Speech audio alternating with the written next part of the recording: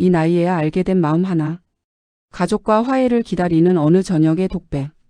요즘 들어 노을만 보면 자꾸만 마음이 저려요. 아, 벌써 저녁이네. 밥 해야겠다. 그 정도였는데 이젠 노을빛이 내 지난 날을 조용히 끌어다 보여주는 것 같아요. 참 많이도 살아왔구나. 그 생각이 먼저 들고요. 창가에 기대서 멀리 아파트 사이로 떨어지는 노을을 보고 있으면 문득 그 얼굴들이 떠올라요. 내 남편, 내 아들, 그리고 한동안 소식이 끊긴 내 딸. 이름만 불러도 목이 메이는 사람들. 그리고 그들 앞에서 제일 솔직하지 못했던 나 자신까지. 오늘따라 노을이 유난히 붉네요. 마치 몇십 년 묵은 내 속마음을 하나씩 꺼내보라고 재촉하는 것 같아요. 그래서일까요? 오늘은 조금 길게 혼잣말을 해보려고요. 혹시 모르잖아요. 어디선가 누가 이 목소리를 듣고 있을지도. 참 웃기죠. 가족이 제일 소중하다고 말하면서 우리가 제일 함부로 대한 사람들이 늘 가족이었어요. 가족끼리 뭐 어때? 가족인데 이 정도 말도 못해? 그 말 뒤에 숨어서 얼마나 많은 상처를 서로에게 줬는지 몰라요. 나도 그랬습니다. 특히 아이들에게. 어릴 적 제 부모님은 참 무뚝뚝한 분들이었어요. 수고했다. 사랑한다. 그런 말은커녕 밥 먹어라. 공부해라. 그게 사랑의 전부인 줄 알고 자랐죠. 그래서 나도 내 아이들에게 그렇게밖에 못했어요. 속으론 늘 미안했는데 입 밖으로는 자꾸만 딱딱한 말만 나왔어요. 엄마 오늘 발표 잘했어. 아이 눈이 반짝거리며 말하면 그래? 그럼 다음엔 더 잘해야지. 이렇게요. 사실은 와 우리 딸 대단하다. 엄마는 내가 진짜 자랑스럽다. 이 말을 해주고 싶었는데 엄마 오늘 학교에서 상 받았어. 아들이 숨도 차게 달려와 자랑하면 그래 잘했네. 근데 너무 자만하지 말고 꼭 이렇게 한마디를 보탰어요. 왜 그랬을까요? 그때는 그게 아이를 위해서라고 믿었어요. 그래도 현실은 냉정하니까 집에서라도 조금 세게 키워야 한다. 이상한 책임감 같은 걸 느끼면서요. 근데 지금 돌아보니 그 말들 뒤에는 내 불안, 내 두려움이 숨어 있었던 것 같아요. 나처럼 살게 하고 싶지 않다. 나처럼 후회하게 하고 싶지 않다. 그 마음이 괜한 잔소리로 날카로운 말로 바뀌어서 아이들 가슴에 박혀버렸던 거죠. 문제는 세월이 흐르면서 그 상처들이 조금씩 다르게 자라났다는 거예요. 어릴 때는 아이들도 칭얼거리다가 금세 품에 안겨서 울고 웃고 그랬는데 중학생, 고등학생이 되면서부터 딸아이의 말수가 눈에 띄게 줄었어요. 학교 어땠어? 그냥. 밥은 먹고 다니냐? 응.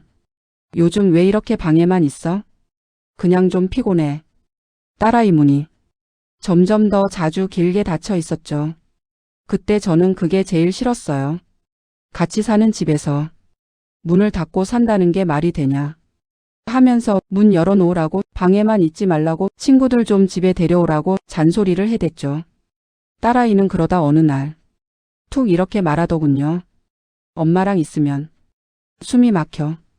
그 한마디에 세상이 조용해지는 것 같았어요. 순간 귀가 멍해지고 머리가 하얘졌죠. 뭐? 엄마랑 있으면 숨이 막힌다고. 뭐든 다 간섭하고 뭐든 다 이래라 저래라 하고. 그냥 피곤해. 가슴이 쿡 찔리더라고요. 근데 그 순간 상처받았다고 말하는 대신 또 괜한 자존심이 먼저 나왔어요. 야, 너 그게 할 소리야? 다 너 잘되라고 하는 말이지.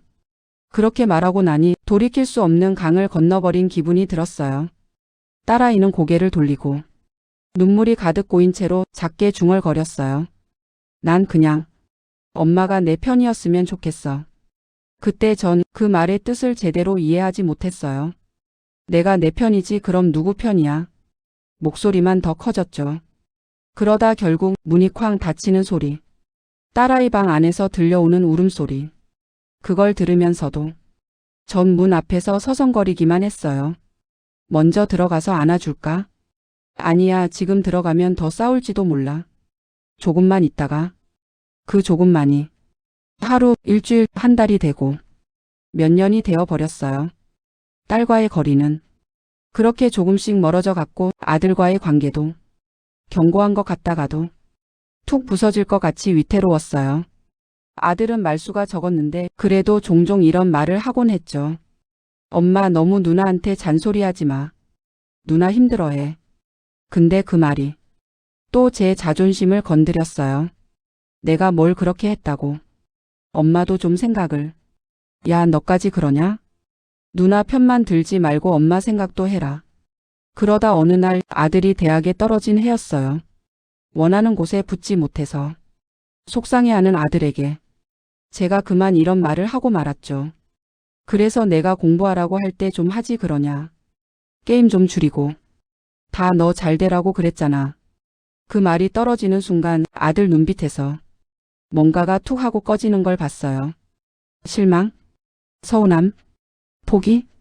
그 눈빛이 지금도 잊히지 않아요. 엄마는 항상 결과만 본다. 아들이 한숨 섞인 목소리로 말했어요. 내가 얼마나 노력했는지는 궁금하지도 않아?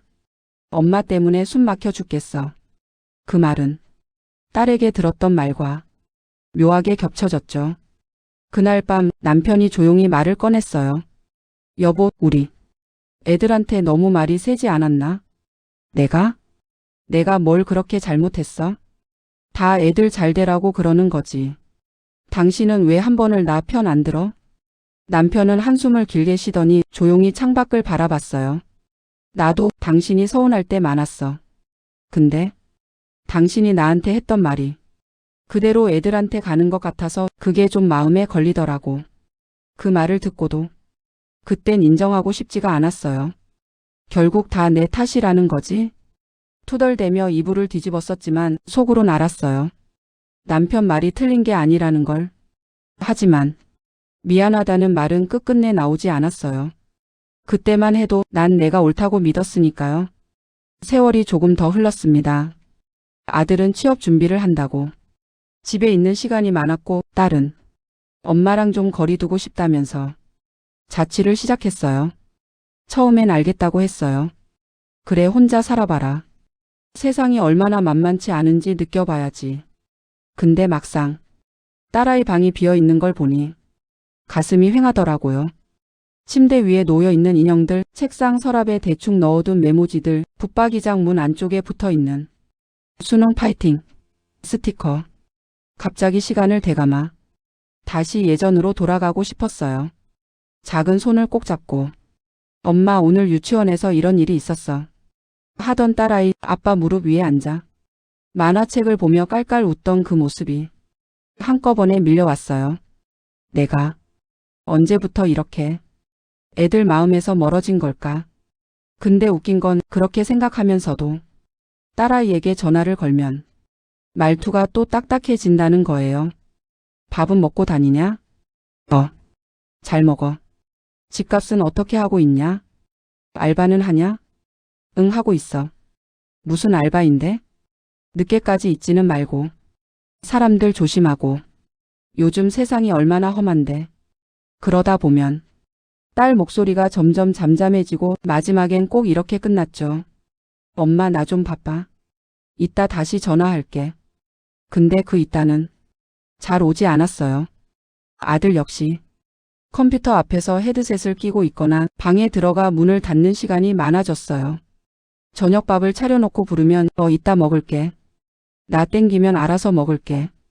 같이 밥 먹는 날보다 각자 먹는 날이 늘어났습니다.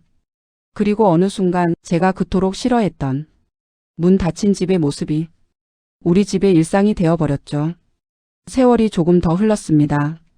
아들은 취업 준비를 한다고 집에 있는 시간이 많았고 딸은 엄마랑 좀 거리 두고 싶다면서 자취를 시작했어요. 처음엔 알겠다고 했어요. 그래 혼자 살아봐라. 세상이 얼마나 만만치 않은지 느껴봐야지. 근데 막상 딸아이 방이 비어 있는 걸 보니 가슴이 휑하더라고요. 침대 위에 놓여 있는 인형들, 책상 서랍에 대충 넣어둔 메모지들, 붙박이장 문 안쪽에 붙어 있는 수능 파이팅 스티커. 갑자기 시간을 되감아 다시 예전으로 돌아가고 싶었어요. 작은 손을 꼭 잡고 엄마 오늘 유치원에서 이런 일이 있었어.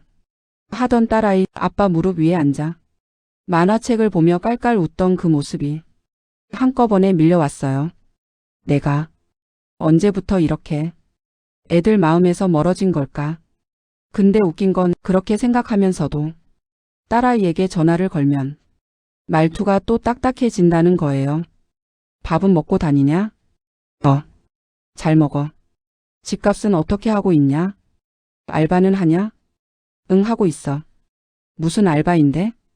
늦게까지 있지는 말고. 사람들 조심하고. 요즘 세상이 얼마나 험한데. 그러다 보면 딸 목소리가 점점 잠잠해지고 마지막엔 꼭 이렇게 끝났죠. 엄마 나 좀 바빠. 이따 다시 전화할게. 근데 그 이따는 잘 오지 않았어요. 아들 역시 컴퓨터 앞에서 헤드셋을 끼고 있거나 방에 들어가 문을 닫는 시간이 많아졌어요. 저녁밥을 차려놓고 부르면 이따 먹을게. 나 땡기면 알아서 먹을게. 같이 밥 먹는 날보다 각자 먹는 날이 늘어났습니다. 그리고 어느 순간 제가 그토록 싫어했던 문 닫힌 집의 모습이 우리 집의 일상이 되어버렸죠. 그러던 어느 겨울이었어요. 늘 건강하다고 믿었던 남편이 갑자기 건강검진에서 이상 소견이 나왔다는 거예요. 정밀 검사가 필요합니다. 의사의 말에 머릿속이 하얘졌습니다. 허 웃으며 에이 요즘 그런 거 다 나오는 거야. 별일 아닐 거야. 라고 말하던 남편이었지만 밤에 몰래 화장실에서 검사 결과지를 들여다보는 눈빛이 흔들리고 있는 걸 저는 알고 있었어요. 며칠 뒤 병원에서 최종 진단을 받았어요. 다행히 아주 초기 단계입니다만 수술과 치료가 필요합니다. 관리 잘하셔야 합니다.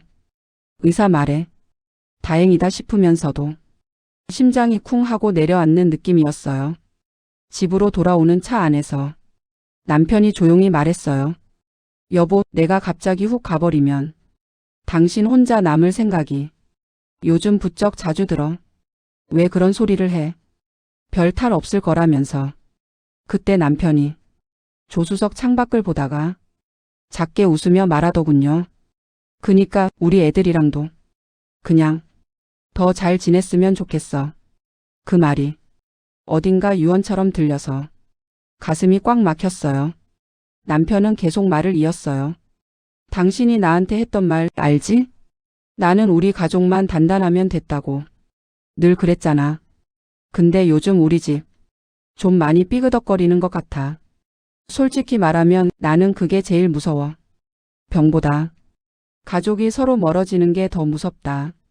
남편이 그런 말을 했다는 사실이 머릿속에서 떠나질 않았어요. 그날 밤 남편이 잠든 얼굴을 바라보는데 문득 이런 생각이 들었어요. 혹시 정말로 시간이 얼마 남지 않았다면?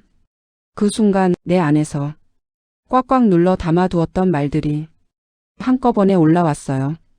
미안해. 고마워. 사랑해. 그렇게 많은 말들을 왜 이렇게까지 아끼고 살았을까? 그 사람이 영영 듣지 못하게 되면 나는 이 말을 어디에다 두고 살아야 할까? 가슴이 막 미어졌어요. 남편의 수술은 다행히 잘 끝났습니다. 회복실에서 깨어난 남편이 제 손을 꼭 쥐고 말했어요. 여보, 나 아직 안 죽었네? 장난 섞인 그 말에 그만 눈물이 훅 쏟아졌어요. 당신이 참아야지. 왜 울고 그래? 남편이 웃으며 말했지만 그 웃음 속에 안도와 조금의 죄책감 같은 게 섞여 있는 걸 느낄 수 있었어요. 그 후로 남편은 무척이나 조심스러워졌고 제가 평소에 하던 말들을 자꾸 되돌려보는 것 같더라고요. 어느 날 밤 남편이 툭 이런 말을 했습니다. 여보, 나 요즘 내가 애들한테 했던 말들 하나하나가 머릿속에서 떠나질 않아. 왜? 혹시라도 내가 마지막으로 남긴 말이 애들한테 상처였으면 어떡하나 싶어서. 그 말이 내 가슴에 그대로 꽂혔어요. 그게 우리의 두 번째 깨달음이었어요. 언젠가 마지막 말이 될 수 있다면 오늘의 말들을 조심해야 한다. 가족에게 툭 던진 말 한마디가 마지막 기억이 되어버리는 순간이 언제 올지 모르니까. 그런데 웃긴 건 그렇게 생각하면서도 우리는 여전히 서툴렀어요. 아이들이 병문 안을 왔다가 돌아가면 남편은 꼭 말했어요. 오늘 딸 표정 봤어? 눈이 좀 많이 지쳐 보이더라. 아들은 괜히 씩씩한 척하던데. 요즘 회사에서 힘든 일 있는 거 아닐까? 저도 알고 있었어요. 아이들이 힘들다는 걸. 근데 막상 전화기를 들면 이상하게도 요즘 힘들지? 엄마가 내 편이야. 라는 말 대신 왜 이렇게 전화가 없냐? 몸 상하지 말고 잘 챙겨 먹어라. 회사에서 버티려면 정신 똑바로 차려야 돼. 이런 말만 나오더라고요. 내가 왜 이럴까 싶었어요. 정말 하고 싶은 말과 입 밖으로 나오는 말이 늘 서로 다른 방향으로 뛰어가는 느낌. 그러다 점점 전화기 들 용기조차 사라졌어요. 그러던 어느 날이었어요. 남편이 수술한 지 몇 달이 지난 늦가을 하루 종일 비가 추적추적 내리던 날이었죠. 저녁밥을 차려놓고 남편과 조용히 앉아 있는데 핸드폰이 띠링하고 울렸어요. 딸에게서 온 문자였습니다. 엄마, 다음 주 주말에 잠깐 집에 가도 돼? 그 한 줄짜리 문자를 보고 심장이 덜컥 내려앉는 줄 알았어요. 남편도 눈이 동그래져서 저를 쳐다봤어요. 뭐래? 딸이 집에 온대. 순간 집 안 공기가 달라졌어요.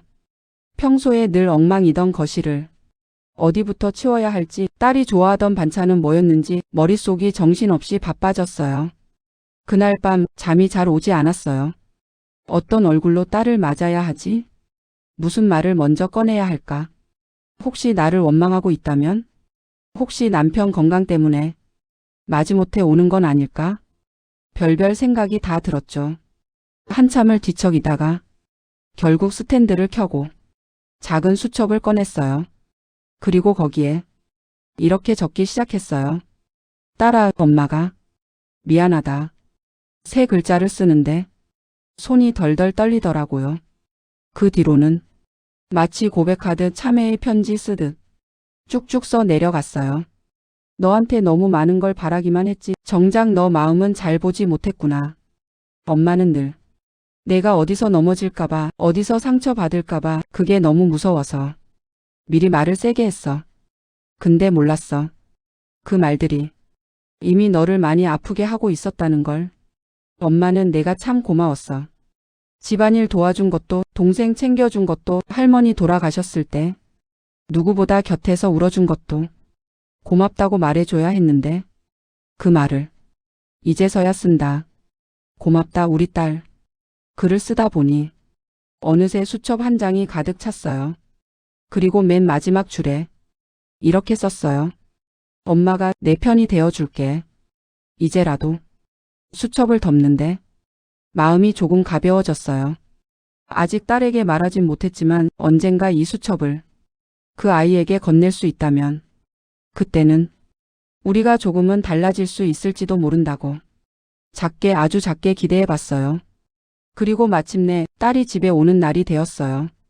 현관문 비밀번호 누르는 소리가 들리자 가슴이 쿵쾅거리기 시작했어요. 문이 열리고 딸이 들어왔는데 예전보다 조금 말라 보이고 눈가에는 예전엔 없던 작은 주름이 생겨 있었어요. 왔어. 간신히 그 말 한마디 꺼냈더니 딸이 어색하게 웃으면서 대답했어요. 응, 엄마 잘 있었어? 해마다 생일 때면 전화로만 나누던 인사, 명절에 잠깐 얼굴 비추고 사라지던 아이가 오늘은 집 안으로 깊숙이 들어와 있었어요. 남편이 반갑게 일어나며 말했어요. 야, 우리 딸 왔네. 얼른 앉아 이리 와. 딸은 아빠 곁에 앉으면서도 자꾸 나를 힐끔힐끔 보는 것 같았어요. 식탁 위에 딸이 좋아하던 반찬들을 잔뜩 올려놨거든요. 잡채, 갈비찜, 계란말이, 멸치볶음, 그리고 딸이 어릴 때부터 좋아하던 김치찌개. 어휴, 엄마 또 너무 많이 했네. 딸이 웃으면서 말했지만 그 말 속에는 조금은 고마움이 묻어 있었어요. 먹고 싶은 거 말 안 해도 알지. 이 말이 목구멍까지 올라왔다가 다시 꿀꺽 내려갔어요. 대신 전 이렇게 말했죠. 그냥 내 생각나서. 밥을 먹는 동안 대화는 겉도는 이야기뿐이었어요. 회사 어때? 그냥 그래. 요즘 날씨가 너무 춥지? 응, 갑자기 추워졌지 뭐. 어색한 웃음과 짧은 대답들 사이로 오래 묵은 말들이 서로를 빙빙 돌고만 있었어요. 남편이 눈치를 보더니 조용히 일어나더라고요. 나 약 좀 먹고 올게. 둘이 천천히 얘기해. 그 말 한마디를 남기고 방으로 쏙 들어가 버렸어요. 거실엔 나와 딸 둘만 남았어요.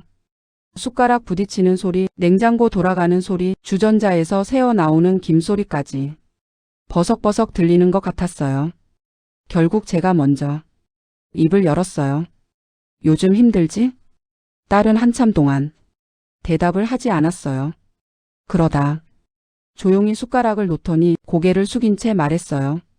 엄마, 나 요즘 엄마랑 말하는 게 좀 무서웠어. 심장이 덜컥 내려앉았어요. 무서웠어? 응. 엄마랑 통화하다 보면 꼭 내가 시험 보는 느낌이야. 내가 뭘 했는지 말하면 잘했다고 말해주는 게 아니라 항상 더 잘하라, 조심하라, 왜 그러냐 이렇게 했어야지. 그런 말부터 나오니까 엄마 말이 다 틀린 건 아닌데 그냥 너무 숨이 막혀. 숨이 막혀. 그 말이 또 한 번 제 가슴을 찔렀어요. 예전에도 딸에게 들었던 말이잖아요. 근데 그때랑 달랐던 건 이번엔 제가 도망치지 않았다는 거예요. 그래. 제가 깊게 숨을 들이마시고 말했어요. 엄마도 알아. 엄마 말투가 너무 세고 항상 지적하는 사람 같다는 거. 딸이 놀란 표정으로 고개를 들었어요. 엄마가 그걸 알아? 알지. 나도 사람인데. 나도 내가 왜 이러나 싶을 때 많았어. 입 밖으로 나온 말 듣고 아, 또 이렇게 말했구나. 뒤늦게 후회한 적 한두 번이 아니야. 목소리가 떨리기 시작했어요. 근데 말이야, 엄마 속마음을 어떻게 말해야 할지 모르겠더라. 사실은 늘 걱정됐거든. 너 힘들까봐. 어디 가서 상처받을까봐. 엄마는 세상이 너무 무서워서 너한테 미리 갑옷을 씌우고 싶었어. 근데 그 갑옷이 너를 숨 막히게 하는 줄 몰랐지. 내 말이 끝나기도 전에 눈물이 먼저 떨어졌어요. 딸이 조용히 휴지를 내밀어 줬어요. 엄마, 나도 알아. 엄마가 날 미워해서 그런 건 아니라는 거. 딸이 떨리는 목소리로 말을 이었어요. 근데 엄마는 항상 나 때는 말이야. 이렇게 시작했잖아.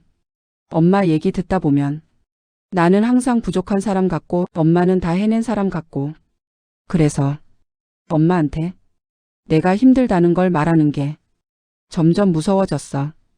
또 비교하겠지. 또 내가 부족하다고 하겠지. 이런 생각 때문에 그 말에 제 지난 날들이 필름처럼 스쳐 지나갔어요. 나 때는 말이야 3남매를 다 키우면서도 잠 한 번 제대로 못 자도 하루도 안 빠지고 회사 나갔어. 나는 대학도 못 갔어. 너희는 좋겠다. 기회가 있어서. 엄마 세대는 더 힘들었어. 그러니까 너는 이 정도로 힘들다고 하지 마. 그 말들이 얼마나 오랫동안 딸아이의 가슴을 짓눌러 왔는지 이제야 알 것 같았어요. 한참 동안 우리 둘은 말없이 앉아 있었어요. 그리고 마침내 제가 그 말을 꺼냈어요. 딸아, 응. 엄마가 미안하다. 입술이 덜덜 떨렸어요. 눈물이 목을대에 걸려서 말이 제대로 나오지 않았어요. 엄마가 내 마음을 제대로 들어주지 못해서 내 말을 끝까지 듣기도 전에 내 생각부터 밀어붙여서 정말 미안하다. 딸은 그 말을 듣고 한동안 가만히 있더니 천천히 고개를 숙였어요. 달그락 숟가락이 그릇에 부딪히는 작은 소리가 이상하게 크게 들렸어요. 그리고 아주 작은 목소리로 딸이 말했어요.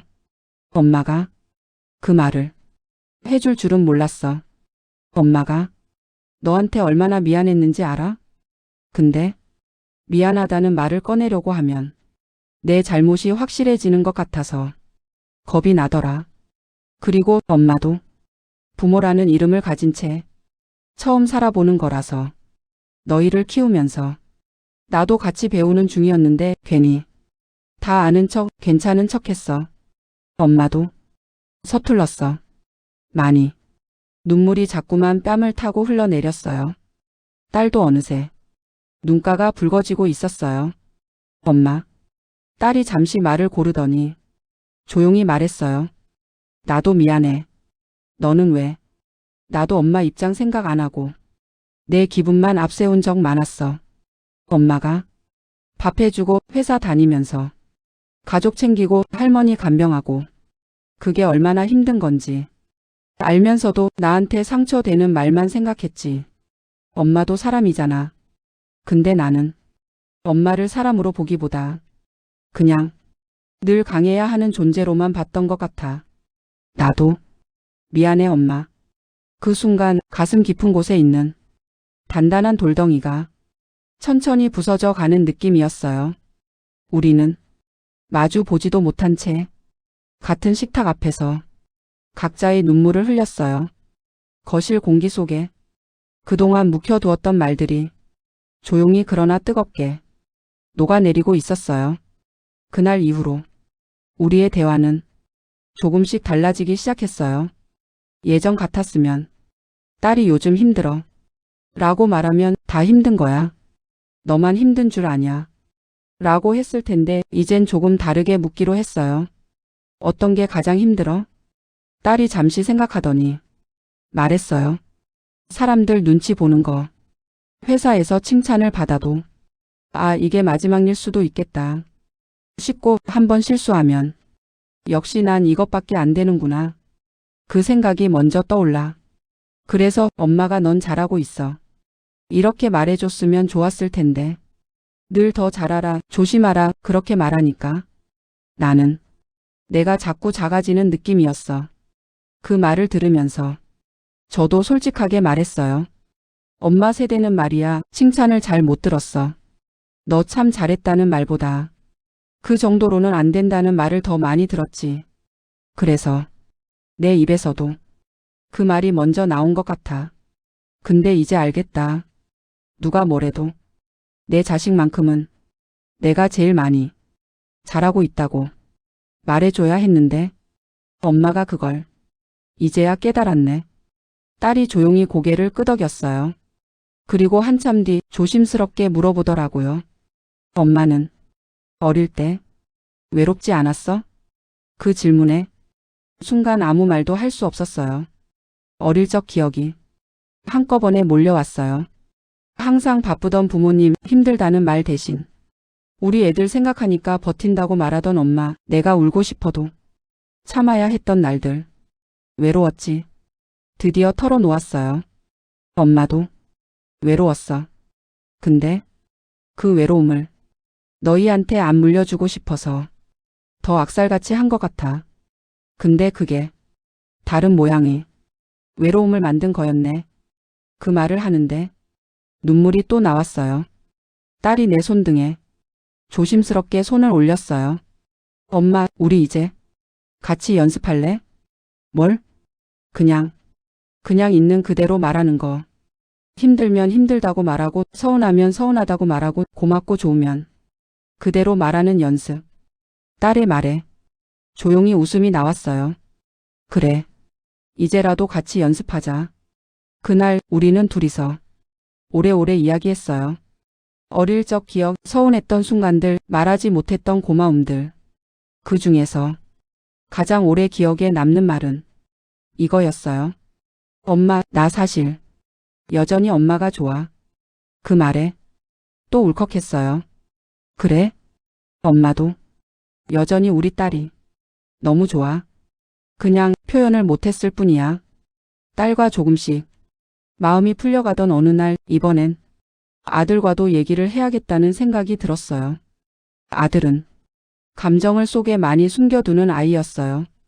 그래서 더 조심스러웠죠. 어느 저녁 아들이 퇴근하고 들어와 소파에 털썩 앉아 있는 걸 보고 용기를 내서 말을 걸었어요. 오늘은 좀 피곤해 보이네. 아들은 한숨을 쉬며 말했어요. 원래 다 이런 거겠지 뭐. 요즘 회사 많이 힘들어? 엄마가 알면 뭐해? 어차피 다 힘든 거야. 라고 할 거잖아. 그 말에 가슴이 또 한 번 쿡 찔렸어요. 아, 이 말도 내가 자주 했던 말이구나. 그래서 이번엔 다르게 대답하기로 했어요. 그래, 다 힘들어. 그 말도 맞지. 아들이 냉소적인 표정으로 힐끔 날 쳐다봤어요. 근데 내 힘듦은 내 힘든 대로 존중받아야 하는 거야. 사람마다 드는 무게가 다르거든. 엄마가 감히 그 정도는 힘든 것도 아니다. 라고 말할 수 있는 게 아니더라. 아들의 눈빛이 살짝 바뀌는 게 보였어요. 엄마가 그런 생각도 해? 엄마도 요즘 많이 생각했어. 예전에 너 대학 떨어졌을 때 내가 했던 말 기억나니? 아들의 표정이 살짝 굳어졌어요. 그래서 내가 공부하라고 했지. 그 말? 그래. 그 말. 그게 너한테 얼마나 큰 상처였는지 이제야 알겠다. 엄마가 정말 하고 싶었던 말은 그게 아니었거든. 아들이 조용히 물었어요. 그럼 뭐라고 말하고 싶었어? 가슴 깊은 곳에서 조용히 답이 올라왔어요. 수고했다, 우리 아들. 열심히 했다는 거. 엄마가 다 안다. 결과가 어떻든 넌 이미 엄마한테 자랑스러운 아들이다. 라고 말해주고 싶었어. 근데 그때의 나는 그 말을 입 밖으로 꺼낼 줄 몰랐네. 아들의 눈이 동그랗게 커졌어요. 엄마 입에서 그런 말이 나올 줄은 몰랐네. 그러니까 늦었지만 지금이라도 말할게. 그때도 지금도 넌 엄마한테 충분히 자랑스러운 아들이야. 너는 내 방식대로 잘 살아가고 있어. 미안하다. 그걸 제때 말해주지 못해서. 아들은 아무 말 없이 고개를 떨군 채 있었어요. 그러더니 조용히 말했어요. 엄마, 나 사실 그 말 듣고 싶었던 것 같아. 누가 뭐래도 엄마한테만큼은 괜찮다, 넌 잘하고 있다. 그 말을 듣고 싶었어. 근데 엄마는 항상 아쉽다, 부족하다, 더 노력해라. 그렇게 말했잖아. 그래서 나도 모르게 엄마랑 거리 두게 되었던 것 같아. 그 말을 듣고 내가 얼마나 큰 빚을 지고 살았는지 더 분명해졌어요. 그래. 그래서 이젠 그 빚을 조금씩 갚으려고 해. 너한테 미안한 것들, 고맙다고 말 못한 것들 다 하나씩. 아들이 천천히 고개를 들더니 살짝 웃었어요. 그러면 나도 하나 말해도 돼? 그럼 나 엄마한테 고마운 것도 많아. 근데 나도 그 말을 잘 못했어. 밥 차려주는 것도 당연하게 생각하고 직접 빨래해 주는 것도 그냥 그런가 보다 했고 돌아보면 참 엄마한테 못되게 굴었더라. 그 말을 듣고 제가 먼저 손을 내밀었어요. 우리 서로 미안한 거 말고 고마운 것도 조금씩 말해볼까? 아들이 잠시 머뭇거리더니 제 손을 잡았어요. 응, 우리 연습해보자.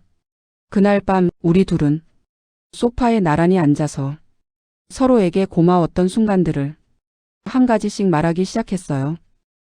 내가 군대 갔을 때 엄마 안 울려고 참 많이 애썼어.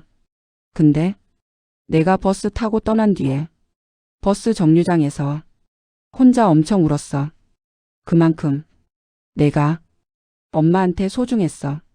나도 휴가 나올 때마다 집에 오는 버스 안에서 엄마가 한 말 많이 생각했어.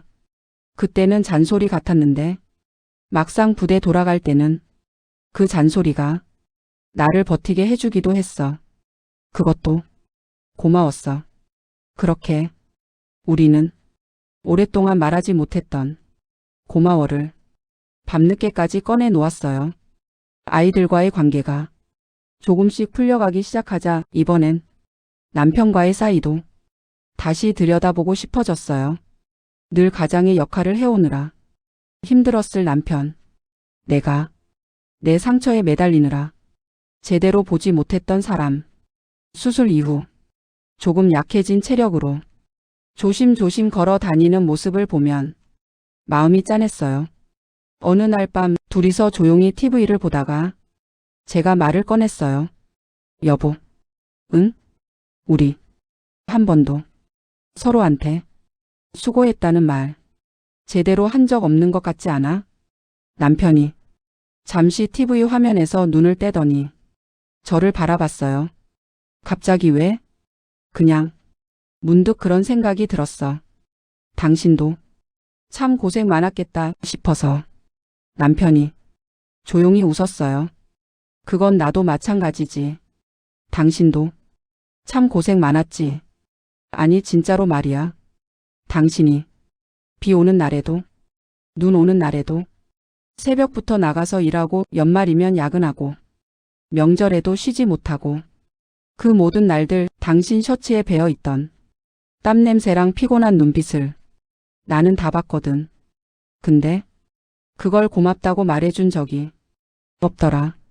늘 애들이랑 좀 더 놀아줘라. 당신도 집안일 좀 해라. 그런 말만 했지. 남편이 고개를 푹 숙였다가 천천히 말을 이었어요. 나도 당신한테 그런 말을 해주고 싶었어. 아침마다 애들 도시락 싸고 학교 준비시키고 출근해서 하루 종일 서 있는 일하고 퇴근해서 또장 보고 밥 차리고 밤 늦게까지 설거지하고 빨래하고 당신이 얼마나 힘든지 알면서도 당연한 일처럼 여긴 적이 많았지. 사실은 여보 정말 고맙다. 그 말 한마디에 그동안 서운했던 일들이 눈 녹듯 사라지는 느낌이었어요. 우리 참 고생 많았다 그치? 남편이 잠시 침묵하더니 짧게 웃으며 말했어요. 그러게 우리가 우리 자신한테도 그 말을 해줘야 할 것 같다. 야, 너 진짜 수고했다. 여기까지 잘 버텼다.